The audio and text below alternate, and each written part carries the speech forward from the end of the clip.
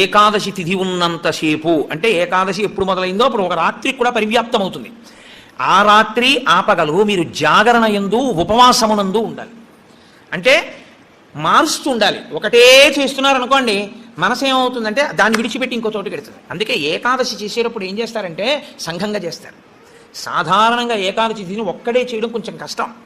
ఒక సంఘంగా అనుకుని ఏం చేస్తారంటే ఏదో ఏకాదశి ప్రవేశించేటప్పటికి సంధ్యావందనం చేసుకుని ఇంట్లో కులదేవతార్చన చేసుకుని అందరూ కలిసి దేవాలయానికి చేరుకుంటారు. అందరూ కలిసి ఈశ్వరునికి సత్యనారాయణ వ్రతం చేస్తారు. అందరూ కలిసి విష్ణు సహస్రనామ స్తోత్ర పారాయణం చేస్తారు. అందరూ కలిసి త్యాగరాజస్వామి సంగీత విభావరి వింటారు. అందరూ కలిసి భజన చేస్తారు. అందరూ ఎవరో లేచి నాట్యం చేస్తారు. మిగిలిన వాళ్ళు చూస్తుంటారు. మారుస్తారు. మార్చి మార్చి మార్చి మార్చి భగవత్ శబ్దమునందే లీనమైపోతారు. ఏది చేస్తున్నా ఈశ్వర నామం పడుతుంటుంది. ద్వాదశి నాడు అన్నం తింటుంటే ఏది విన్నా గోవింద గోవింద అని అవే వినపడుతుంటాయి. ఇంకా ఏదో వెంకటాచలంలో 10 రోజులు ఉండి వచ్చిన వాడికి ఎక్కడ చూసినా గోవిందా అని వినపడినట్టు ఇంకా అస్తమానం గోవిందా అని వినపడుతుంటుంది. అంతగా నువ్వు ముక్కోటి ఏకాదశిని చెయ్యగలిగితే అలా చేసినప్పుడు నీకు 3 కోట్ల ఏకాదశుల ఫలితాన్ని నీ ఖాతాలో వేస్తాను. నాకు ఇప్పుడు చెప్పండి, నిజంగా ముక్కోటి ఏకాదశి చేసేవాళ్ళు ఎంతమంది? ఎవరికి వెయ్యాలా ఫలితం?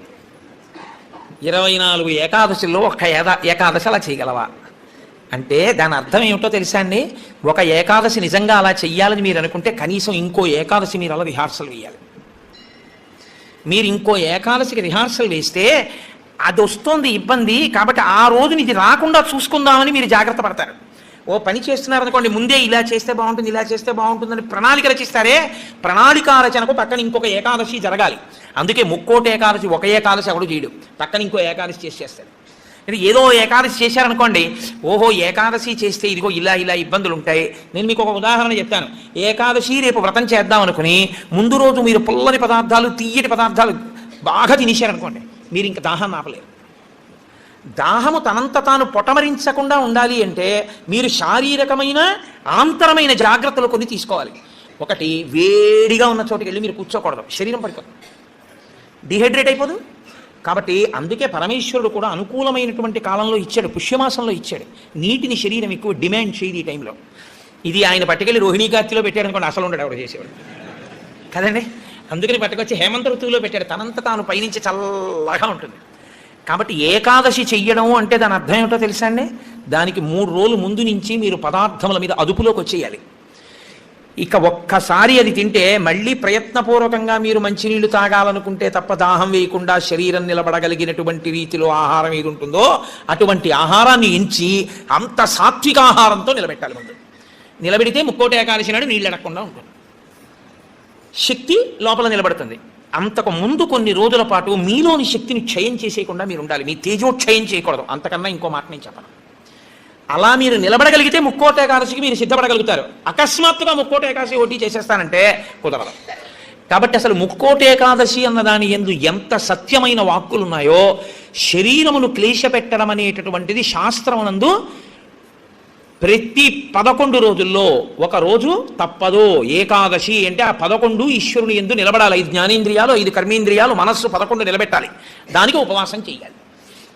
అథవా ముక్కోటి ఏకాదశి నాడు చెయ్యగలిగినటువంటి ఈ పరిస్థితులన్నింటినీ మీరు సమన్వయం చేసుకున్నా, శరీరాన్ని నిలబెట్టినా, మీ మనసుని తీసుకెళ్లి ఈశ్వరుడి దగ్గర పెట్టడం మాత్రం అంత తేలికైన విషయం కాదు. కాబట్టి నేను మిమ్మల్ని అందరినీ నిరుత్సాహపరుస్తున్నాను అని మీరు అనుకోవద్దు. మీరు ఎప్పుడూ ఒక్క విషయం గుర్తుపెట్టుకోండి, మీరు ఏం చేశారు అన్న దాన్ని బట్టి 100% సిలబస్ బట్టి మార్కులు ఈశ్వరుడు వేయడు. మీ ప్రయత్నాన్ని చూసి హర్షించి వేసేస్తాడు ఆయన. అసలు మీరు సంకల్పం ఒకటి చేశారనుకోండి, వచ్చే సంవత్సరం ముక్కోటి ఏకాదశి మనం ఎలా చేసుకుందాం అని ఓ 10 మంది పెద్దలు కూర్చుని వచ్చే ఏడాది మన దేవాలయంలో ముక్కోటి ఏకాదశి చేద్దాం, వచ్చే ఏడాది ముక్కోటి ఏకాదశి చేయడానికి నిజంగా అలా శరీరంలో పదార్థం వెయ్యకపోయినా నిలబడగలిగిన శరీరాలు ఇన్నున్నాయి. ఇందులో ఎంతమంది ఆ దారుఢ్యం ఉన్నవాళ్ళు ఉన్నారు? వాళ్ళని సప్తమి తిథి నుంచే మనం ఎలా సిద్ధం చేద్దాం. వాళ్ళని సిద్ధం చేసి ముక్కోటి ఏకాదశి నాడు ఎంతసేపు ఉండగలిగితే అంతసేపు ఉంటాడు. ఇక తప్పలేదు, 4 నీళ్లు గుటకలు వేయవలసి ఉంటుంది. నన్ను నమ్మండి, మీ ఉపవాసం పాడవాలి. అది పుచ్చుకోకపోతే శరీరం పడిపోతుంది. ఇప్పుడు ధర్మం ఏమైపోతుందో తెలుసా అండి? ఆమరణ నిరాహార దీక్ష శాస్త్రమునందు అత్యంత మహాపాపము. మీ శరీరం పడిపోయే వరకు మీరు మీ ఏమీ తినను ఏమీ తాగదు అని భీష్మిస్తే ఆ వ్రతఫలం ఇవ్వరు, పిశాచత్వం ఇస్తారు. అన్నం తినకుండా నీళ్లు పుచ్చుకోకుండా ఎవడైనా శరీరాన్ని పడగొడితే వాడి జీవుణ్ణి పిశాచంలోకి ప్రవేశపెడతారు. అందుకని ఇప్పుడు మీ ప్రయత్నం మీరు చేశారు, ఇక శరీరం పడిపోతుంది, తప్పదు నీళ్లు పుచ్చుకోవాలి. ఇప్పుడు మీరు ఎంత నీరు తాగితే శరీరం నిలబడుతుందో అని నీళ్లు తాగారు, అది ఉపవాసంలో అంతర్భాగం అయిపోతుంది. ఇప్పుడు ఒక్క అరటిపండు లోపల వేయకపోతే శరీరం నిలబడదు, ఓ అరటిపండు లోపల పడేశారు, మీకు ఉపవాసమునకు భంగము రాదు. కాబట్టి గురుముఖత చాలా జాగ్రత్తగా శాస్త్రము చెప్పిన నియమములను బాగా విని అసలు దాని మీద తర్ఫీదు ఏడాది మొదలుపెట్టారనుకోండి, మీరు చాలా తక్కువ మందితో మేము ఇలా చేస్తాం అన్న సంకల్పం ఒకటి. రెండు, అన్నిటికన్నా ప్రధానంగా దృష్టిలో పెట్టుకుని చేయవలసింది ఏమిటో తెలుసా అండి? నీరు పుచ్చుకోకుండా ఆహారము పుచ్చుకోనప్పుడు మనసు ఆ స్థితికి వెడుతున్నప్పుడు ఎంత ఖేద పడుతుందో ఇప్పుడు అర్థమవుతోంది. ఇప్పుడు మనసు నిలబెట్టడం అనేది ఎంత కష్టమో తర్ఫీలు చేస్తానంటూ నిలబెడుతున్నాడు అనుకోండి, వాడు ఆఖరికి ఈశ్వరుని ఎందుకు కలిసిపోతాడు ఆ ఒక్క ప్రయత్నంతో. వాడికి మనసు లొంగిపోతుంది అంతే. లొంగిపోయి ఈశ్వరనామమును ఎంత ఖేదంలోనైనా చెప్పడం వాడికి అలవాటు అవుతుంది. దీనికి ముక్కోటి ఏకాదశి వచ్చింది. అయితే ముక్కోటి ఏకాదశి నాడు జరిగేటటువంటి క్రతువులలో ఒక భాగంగా ఉత్తరద్వార దర్శనము అని ఒకటి ఉంటుంది. ఇది మళ్ళీ సంప్రదాయంలో ఒక్క వైష్ణవ దేవాలయాల్లోనే. అసలు ఇంకా నేను పరమ సత్యం చెప్పవలసి వస్తే ఇది యథార్థమునకు ఒక్క శ్రీరంగ క్షేత్రమునకే సంబంధించింది. అందుకే ఉత్తరద్వారం తీయడం అన్నది ఒక్క శ్రీరంగ క్షేత్రానికే ఉంది. అసలు నిజానికి మిగిలిన క్షేత్రాల్లో ఉత్తరద్వారాలు తీయాలనే మాటలు లేవు. కాలక్రమంలో ఏమైందంటే అందరూ శ్రీరంగ క్షేత్రానికి వెళ్ళి ఇన్ని కోట్ల మంది ఉత్తరద్వార ప్రవేశం చేయలేరు. కాబట్టి కొంతలో కొంత ఎక్కడ ఉన్న విష్ణు క్షేత్రాన్ని అక్కడే శ్రీరంగ క్షేత్రంగా భావన చేసి రంగనాథుణ్ణి స్మరిస్తూ ఉత్తరద్వారంలోంచి పెడతారు. ఉత్తరద్వారంలోంచి ఆ రోజున శ్రీ మహావిష్ణువు ఏమీ చెయ్యలేనివాడు, అన్ని విధాలా ఇంకా అసలు నేను ఈశ్వర ఏమీ చెయ్యలేను, నువ్వే నాకు ఆధారం, నువ్వే నన్ను తీసుకుపో అన్నవాణ్ణి ఉత్తరద్వారం తెరిచి తనతో తీసుకుపోతాడు. ఉత్తరద్వారం తీస్తే మీరు ఎటువైపు పెడతారు? ఉత్తరానికి పెడతారు కదండి. ఉత్తరద్వారం ఎందుకు తీయడం?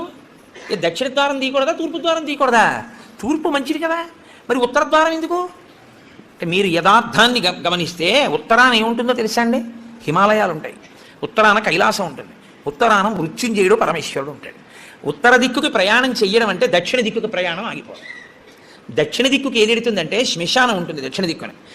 ఎన్ని కోట్ల జన్మలెత్తినా ఆఖరికి శరీరం వెళ్ళిపోయేది అక్కడికి. ఎవడు ఈశ్వరుడితో పాటు ఉత్తినే ఉత్తరద్వారంలోంచి వెళ్ళడం కాదు, అసలు నిజంగా ఉత్తరద్వారంలోంచి వెళ్ళడం అంటే ఏమిటో తెలుసా అండి? ఈశ్వరుడి పల్లకి వెళ్ళి పల్లకి వెంట వీళ్ళు వెళ్ళాలి. అసలు శాస్త్రం అది. ఈశ్వరుడికి ఆ రోజున అర్చన చేసి పల్లకి పట్టుకుని పల్లకీని తీసుకెడతారు ఉత్తరద్వారంలోంచి, ఆయనతో వెళ్ళాలి. నువ్వు తినే ఉత్తరద్వారంలోంచి వెళితే నీకేం వస్తుంది? ఆయన వెళ్ళిన ఉత్తరద్వారంలోంచి వెళ్ళాలనుకోవాలి. అథవా అసలు నిజంగా వెళ్ళవలసింది ఏమిటంటే ఈశ్వరుడితో వెళ్ళాలి. కనీసంలో కనీసం నీ బాధ్యత ఏమిటి? ఉత్తరద్వారంలోంచి నువ్వు వెళ్ళాలనుకుంటే ఈశ్వరుడితో వెళ్ళేటప్పుడు ఎలా వెళ్ళాలో నువ్వు అలా వెళ్ళాలి. ఈశ్వరుడితో వెళ్ళేటప్పుడు వెళ్ళేవాడు ఎలా వెళ్ళాలి? వైదికంగా వెళ్ళాలి. పైన చొక్కా బనీను ఏమీ లేకుండా ఉత్తరీయాన్ని మాత్రమే కప్పుకొని పంచ గోచీ పోసి కట్టుకోకుండా వెళ్ళకూడదు. గోచీ పోసి కుర్చీళ్ళు పెట్టుకుని వెనక్కి దోపుకోకుండా వెడితే మహాపాపం, వేదం పటలపన్నం చెప్తోంది. కాబట్టి కుర్చీళ్ళు పెట్టి గోచీ పోసి వెనక దోపి అన్నీ విప్పి ఉత్తరీయం వేసుకుని ఎవరి సంప్రదాయానుసారం వారు తిలకధారణ చేయాలి. నీకు ద్వాదశనామములు అయితే ద్వాదశనామములు, నాకు విభూతి ధారణ ఎలా చెప్తే అలా నేను విభూతి ధారణ నేను చేసి శ్రీరంగనాథుడితో కలిసి ఆయన పల్లకీతో నేను ఉత్తరద్వారంలోంచి మౌనంగా కానీ భగవన్నామని చెప్తూ కానీ ఆయన వెంట వెడితే నా ప్రాణోత్క్రమణం అయినప్పుడు కూడా ఆయన నన్ను అలాగే తీసుకెడతారు. ఉదారుడై నన్ను నమ్మి శాస్త్రం నమ్మి నాతో ఓ రోజు వచ్చాడు కాబట్టి ఇప్పుడు అలాగే తీసుకెడతానని ఉత్తరద్వారంలోంచి తీసుకెడతాడు. ఇది ఇక ఏమీ చెయ్యలేను, నాకేమీ చేత కాదన్నవాడైనా కనీసం చెయ్యాలి. ఏమీ చేత కాని వాడన్నా చెయ్యాలి. ఈశ్వరాన్ని నాకు ఏం చేతనైనని నేను అన్నీ చేసేస్తానని ఇది మాత్రం మానేస్తాను అన్నవాడన్నా చెయ్యాలి. అందుకే శివాలయంలో ఎందుకు ఉండదో తెలుసా అండి? ఉత్తరద్వారంలోంచి వెళ్ళేది అక్కడికే కాబట్టి ఇంకా మళ్ళీ శివాలయంలో ఉత్తరద్వారం ఎందుకు?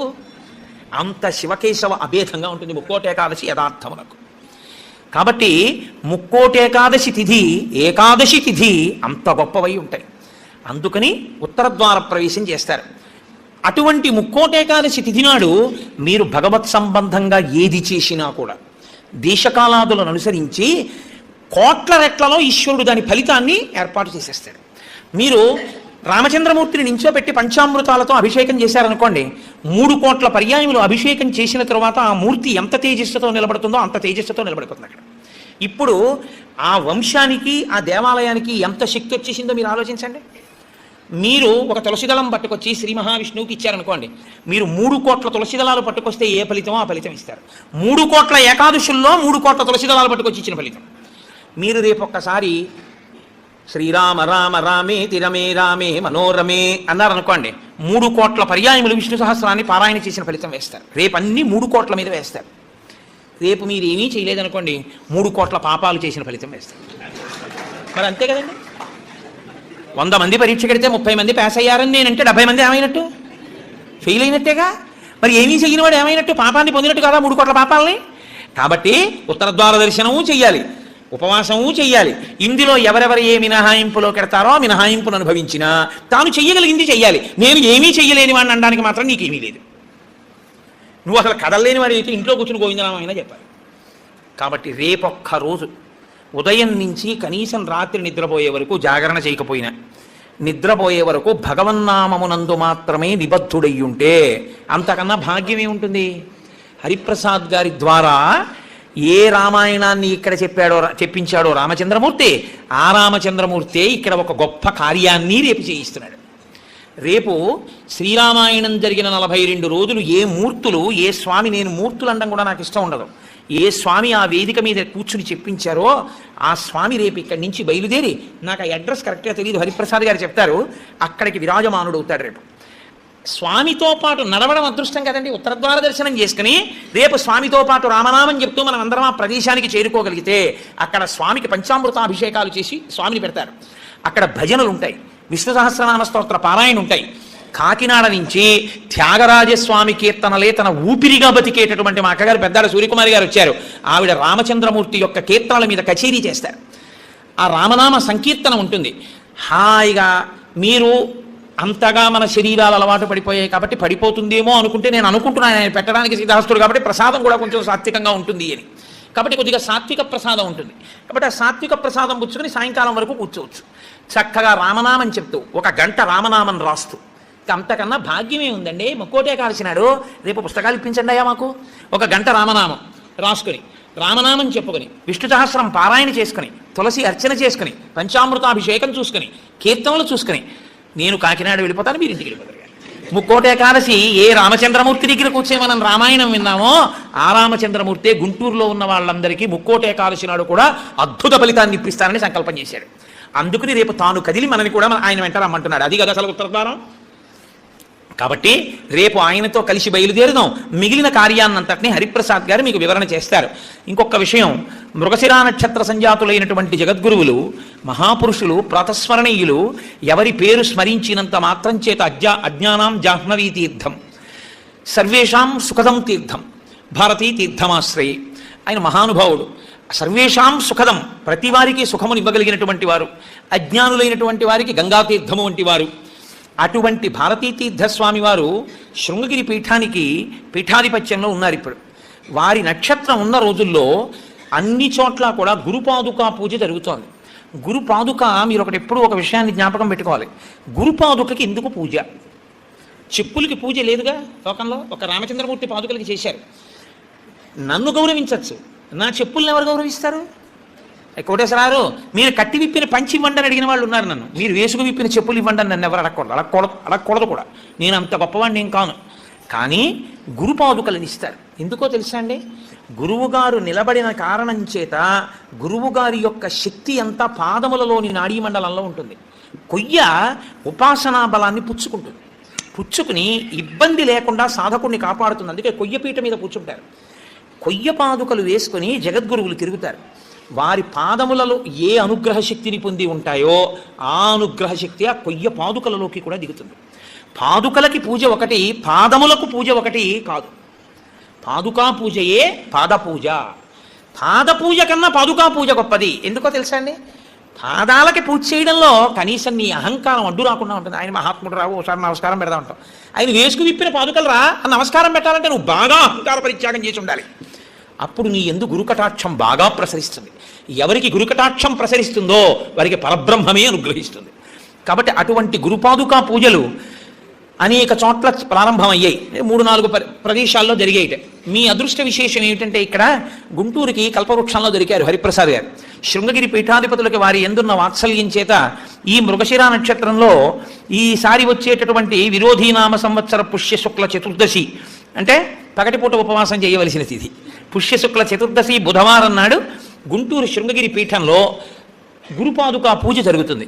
కాబట్టి ఆ వేళలో వారు చెప్తారు, మీ అందరూ చక్కగా గురుపాదుకా పూజలో కూడా పాల్గొని తత్సంబంధమైనటువంటి ప్రసాదమును పొంది గురువుగారి యొక్క అనుగ్రహమును సంపూర్ణముగా పొందెదరుగాక అని మీకు నేను ఈ విషయాన్ని కూడా విజ్ఞాపన చేస్తూ ఇతర వివరములను మాన్య శ్రీ హరిప్రసాద్ గారు వివరిస్తారు.